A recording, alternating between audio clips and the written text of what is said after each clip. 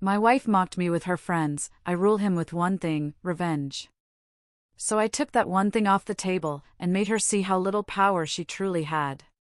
What if the person you loved most wasn't your partner, but your handler? What if your entire relationship, your marriage, was nothing more than a carefully orchestrated obedience lesson, and you, the unwitting subject, had been performing tricks for 3 long years?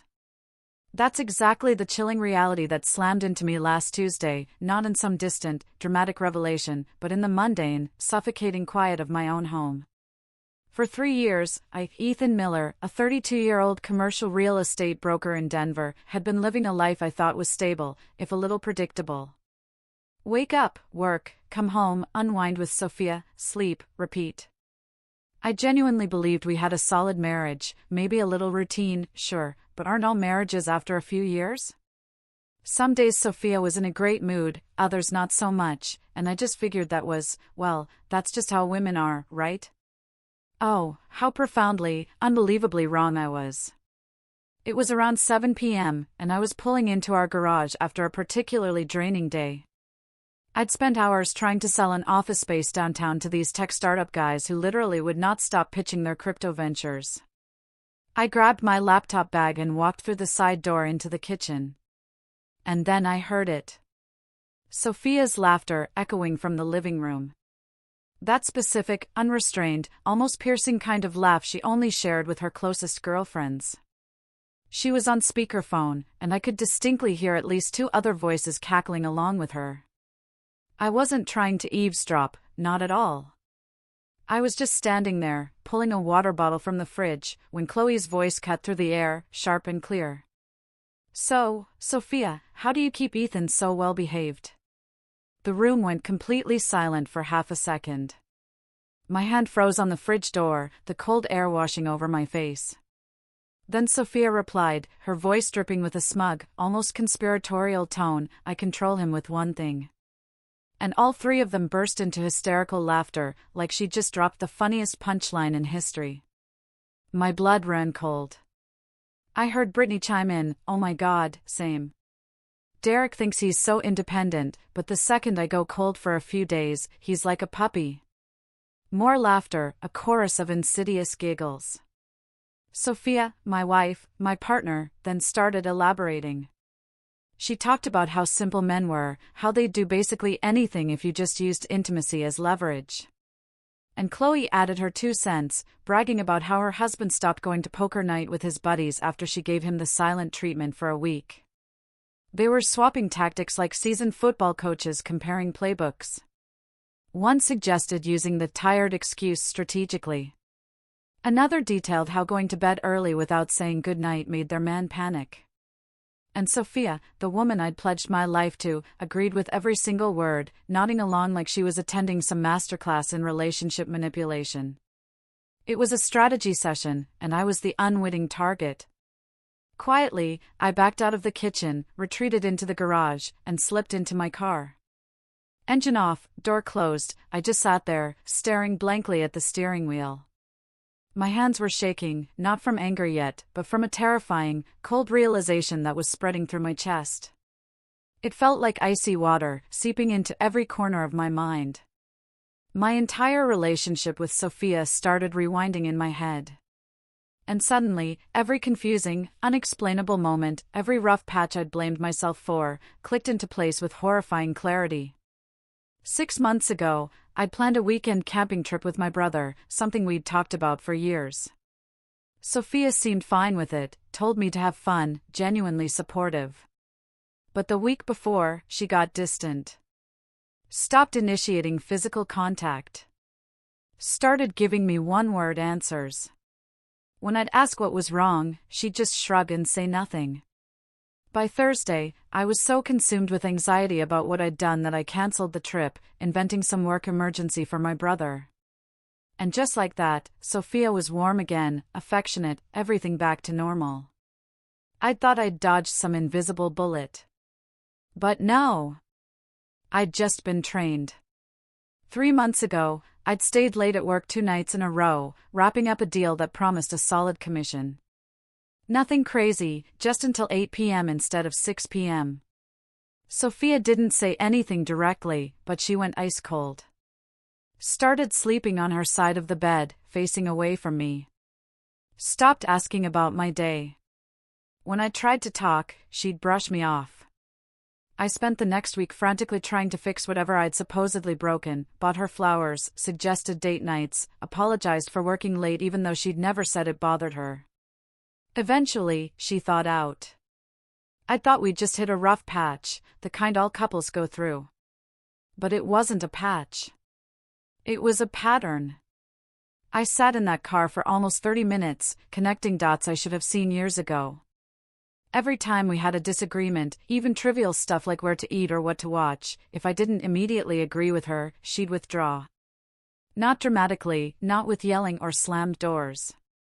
Just this quiet, calculated distance that made me feel like I was constantly failing some hidden test. And intimacy, something that should be about connection and mutual desire, had become this bizarre reward system.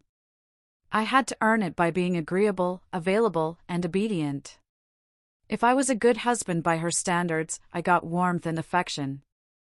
If I stepped out of line, even accidentally, I got coldness and rejection. And the insane part? I'd been blaming myself the entire time.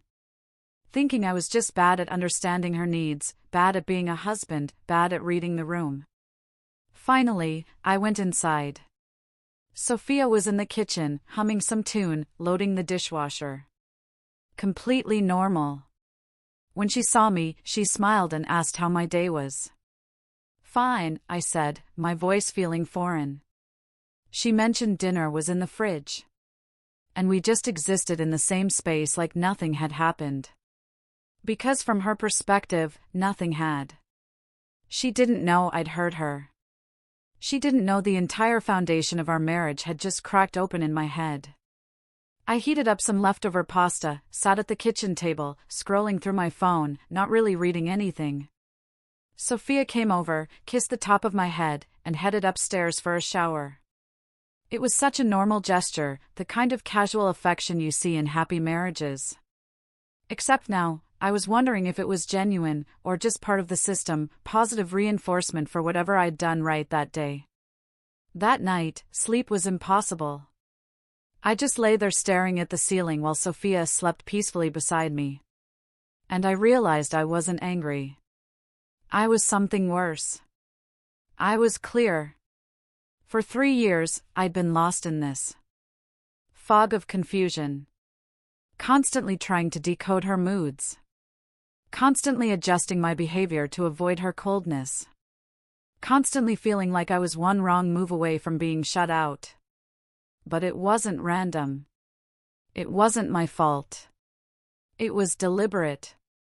She'd been using emotional distance as a tool to shape my behavior.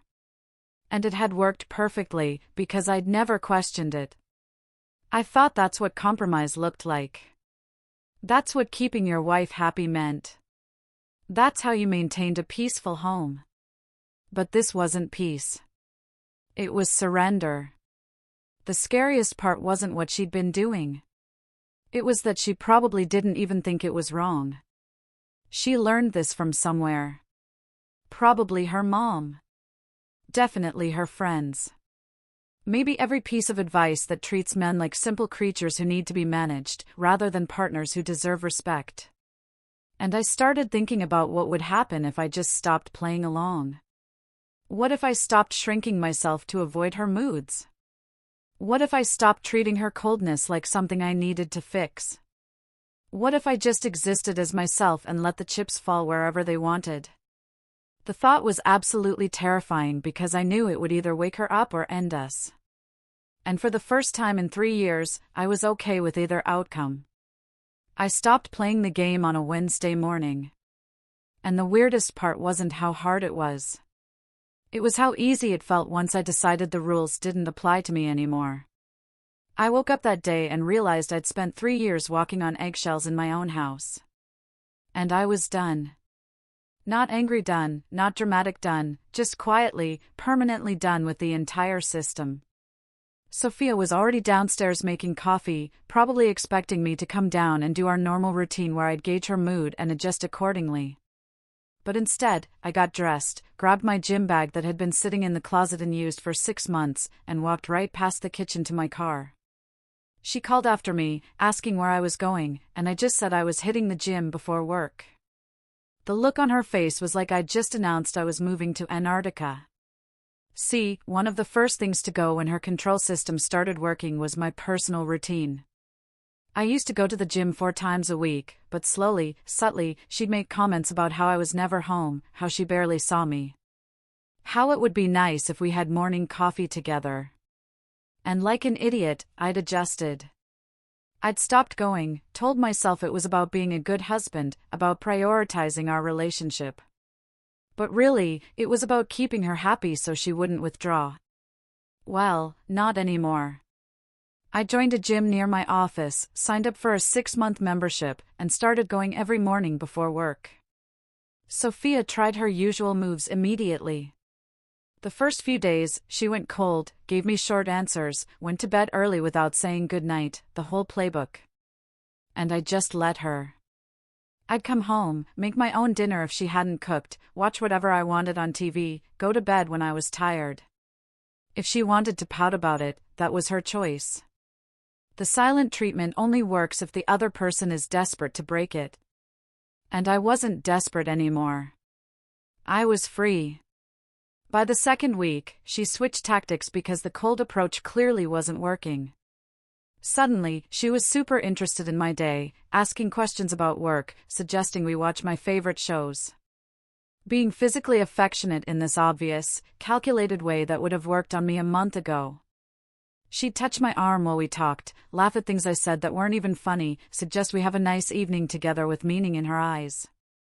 And I was polite. I was kind. But I didn't take the bait. I wasn't being mean.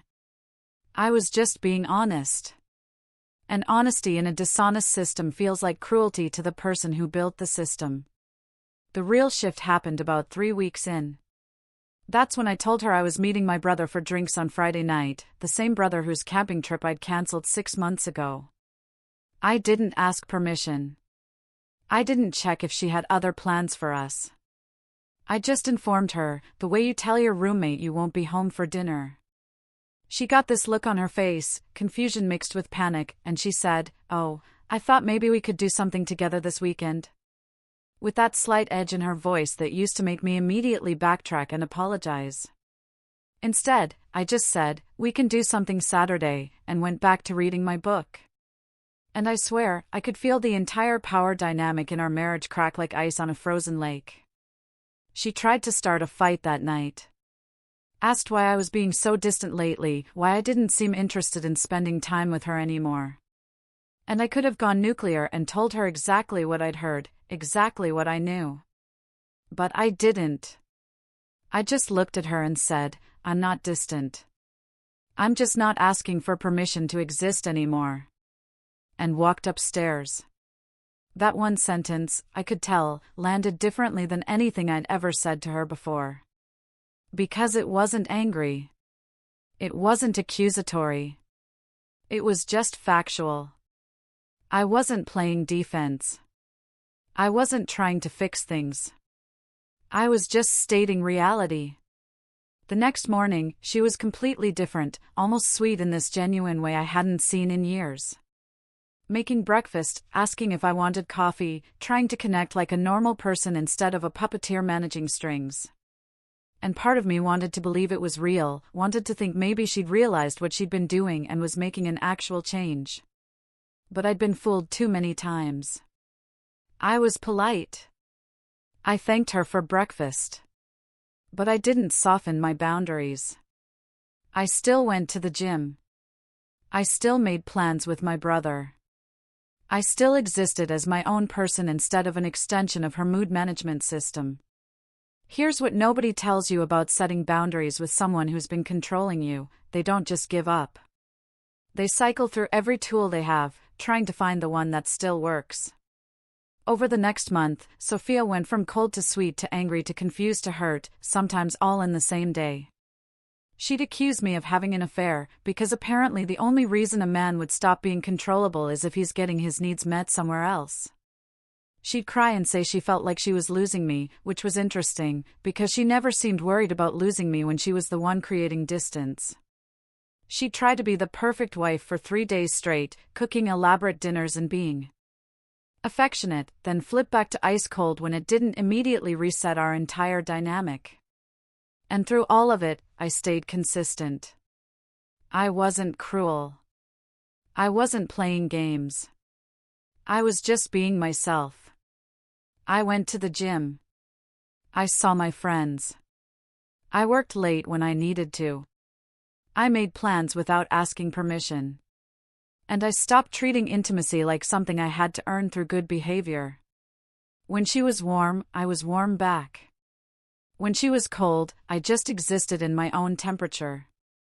I stopped chasing her moods, stopped trying to decode her signals, stopped shrinking myself to avoid her disapproval. The weirdest part was how calm I felt through all of it. For 3 years, I'd been anxious constantly. Always waiting for the other shoe to drop. Always wondering what I'd done wrong. Always trying to fix problems I didn't create. But once I stopped playing, once I accepted that our marriage might actually end and I'd be okay with that, the anxiety disappeared. I wasn't scared of her coldness anymore, because I discovered something she didn't know yet. Her power over me only existed because I'd given it to her. And I'd just taken it back. About 6 weeks into this new reality, Sophia finally broke. We were sitting at the kitchen table. She was picking at her food, not really eating, and she looked at me and said, "Why are you doing this?" And I knew exactly what she meant. She meant, why wasn't I playing anymore? Why wasn't I chasing her? Why wasn't I being the manageable husband she'd spent 3 years training? And I looked right at her and said, because I'd rather be alone than be controlled. And I meant every single word. That sentence hung in the air between us like smoke. And for the first time since I'd overheard that phone call, I saw something in her face that looked like actual fear. Not the manipulative kind, the real kind. Because she was finally realizing the game was over, and she didn't know what came next. That kitchen table moment changed everything. Not because I'd said something magical, but because Sophia finally understood I meant it. I genuinely would rather walk away than keep living in her control system. The next morning, she didn't try any of her usual tactics. She just sat across from me at breakfast, looking exhausted, and said she wanted to talk. Really talk. Not the surface-level stuff we'd been doing for weeks. I told her I was listening, and she asked me point-blank if I wanted a divorce. I took a long breath and said no, I didn't want a divorce, but I also didn't want what we'd had for the past 3 years. I told her I wanted a partnership where respect wasn't conditional, where intimacy wasn't currency, where we made decisions together instead of her using distance to get her way. And then I said the most important thing I'd ever said to her. I said, if the game comes back, I'm gone. Not as a threat, just as reality. She didn't get defensive like I expected. She just started crying. Not the manipulative crying I'd seen before, but the kind that comes from actual recognition of something you've been avoiding. She said she didn't even realize she was doing it. That her mom had always treated her dad that way. That her friends all operated the same way. That she genuinely thought this was just how you maintain power in a relationship so you didn't get walked all over. I asked her if she thought I'd been walking all over her before she started the control system. And she went quiet for a long time before admitting no, I hadn't. She'd just been scared of losing control. And that's when I realized this wasn't about me at all. It never had been. It was about her own fear dressed up as strategy. I told her we needed help, professional help, because I couldn't fix this alone. And she clearly didn't know how to stop even if she wanted to. She agreed. Didn't fight it. Didn't make excuses, just said, okay. We found a marriage counselor the following week, a woman named Dr. Evans, who specialized in communication patterns and power dynamics. And I'm not going to lie, the first session was brutal. Sophia had to sit there and actually articulate what she'd been doing. Had to hear herself say out loud that she used emotional withdrawal as a tool. And watching her face as she realized how it sounded was almost painful. Dr. Evans didn't judge, didn't take sides, just asked questions that made both of us uncomfortable. And by the end of that first hour, we both understood we had months of work ahead of us. The next 8 weeks were weird, like learning to walk again after an injury. Dr. Evans gave us homework, actual assignments about expressing needs directly instead of through manipulation, about sitting with discomfort instead of creating distance, about treating each other like teammates instead of opponents. Sophia struggled hard with it. I could see her fighting every instinct to fall back into old patterns, but she kept trying. There were moments where she'd start to withdraw and then catch herself, where she'd get frustrated and want to punish me with coldness, but instead would actually say, "I'm frustrated right now, and I need some space," like a normal human being. And every time she did that, every time she chose honesty over manipulation, I felt a little bit of hope creep back in. But I didn't soften my boundaries, and that was crucial. I kept going to the gym, kept making plans with my brother, kept existing as my own person, because I needed to know that her changes weren't just temporary adjustments to get me back under control. Dr. Evans actually supported this. Said I was doing the right thing by maintaining my independence. That real change had to happen in the context of me being fully myself, not in the context of me shrinking again to make her comfortable. Sophia didn't like hearing that at first, but eventually she understood that my boundaries weren't punishments, they were requirements. Around week 10, something shifted for real. We had a disagreement about holiday plans. Her family wanted us to come for Thanksgiving, and I'd already committed to my brother's place. In the old system, this would have triggered days of cold treatment. Instead, Sophia took a breath and said, "I'm disappointed, but I understand you made a commitment." And suggested we do a separate visit with her family the weekend after. No games, no guilt trips, no withdrawal, just an actual compromise reached through actual conversation. I almost didn't trust it, kept waiting for the other shoe to drop, but it didn't. She just accepted the solution and moved on. The other thing that changed was her friendships. She started pulling back from Chloe and Brittany, the same friends who'd been laughing about control tactics on that speakerphone call months ago. She told me one night that she couldn't listen to them anymore, that every time they'd start swapping manipulation strategies, she'd feel sick, that she'd started seeing how toxic the whole dynamic was. She didn't cut them off completely, but she started setting boundaries, stopped participating in those conversations, started changing the subject when they'd go down that road. 3 months after that kitchen table conversation, we're still together, still working on things, still in counseling every other week. We're not perfect. We still have conflicts, but we resolve them faster now, cleaner, without the games.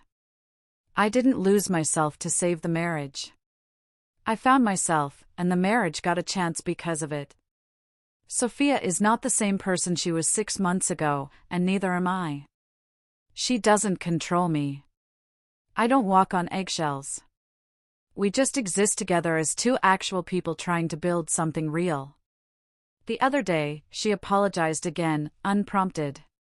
Said she was sorry for all the years she'd wasted treating our marriage like a chess game. I told her I forgave her, and I meant it. But I also told her I'd never go back to being that version of myself who'd accept control in exchange for peace. She looked me right in the eye and said, "I don't want you to." And I believed her, not because she said it, but because she'd proven it.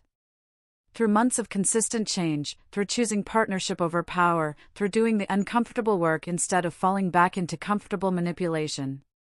I stayed, but not because I couldn't leave. I stayed because the game ended. We're building something new now, something that doesn't require me to shrink or hurt to control. And honestly, that's the only version of this marriage worth having. If someone had told me 6 months ago that overhearing one phone conversation would completely dismantle and rebuild my entire relationship, I wouldn't have believed them. But here we are. The thing she thought gave her all the power turned out to be the thing that almost destroyed us. And the moment I stopped caring about losing it was the moment we both got free. It's a journey I never expected to take, one that forced me to confront a painful truth to find genuine connection. What about you? Has anything ever shifted your perspective on a relationship so fundamentally? I'm curious to hear your thoughts down in the comments.